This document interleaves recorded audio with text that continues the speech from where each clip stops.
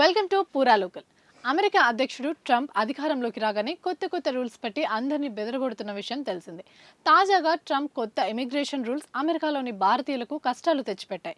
Dependent వీసాపై వచ్చిన వారిని భయాందోళనకు గురి చేస్తున్నాయి. ట్రంప్ కొత్త వలస విధానంతో ఇప్పటికీ గుర్తింపు లేని కొంతమంది భారతీయుల్ని స్వదేశానికి పంపించినప్పటికీ ఇప్పుడు అక్కడ ఉన్న వాళ్లకు సైతం అసలు సమస్య మొదలైంది.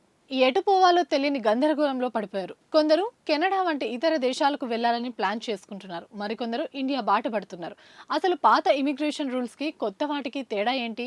కొత్త రూల్స్ తో అమెరికాలో ఉన్న భారతీయులకు సమస్య ఏంటి? మార్చ్ 2023 నాటికి దాదాపు 1.34 లక్షల మంది భారతీయ పిల్లలు H4 వీసాపై అమెరికాలో నివసిస్తున్నారు. వీరికి 21 ఏళ్లు నిండిన వెంటనే డిపెండెంట్ వీసా నుంచి పర్మనెంట్ వీసాకు మారాల్సి ఉంటుంది. శాశ్వత నివాసం కోసం చాలా కాలం వేచి ఉండాల్సి ఉంటుంది.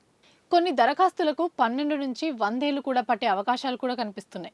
దీంతో పాటు 21 ఏళ్లు నిండిన తర్వాత డిపెండెంట్ స్టేటస్ కోల్పోయే వారితో సహా డాక్యుమెంట్లు లేని యువతకు బహిష్కరణ నుంచి తాత్కాలికంగా 2 ఏళ్ల రక్షణను అమెరికా DACA అందిస్తుంది. అయితే ఇప్పుడు ఈ నిబంధనను తొలగించారు. దీంతో చాలా మంది భారతీయ యువత భవిష్యత్ గురించి భయపడుతున్నారు. ఈ క్రమంలో కొందరు కెనడా లాంటి ఇతర దేశాల బాట పడుతున్నారు.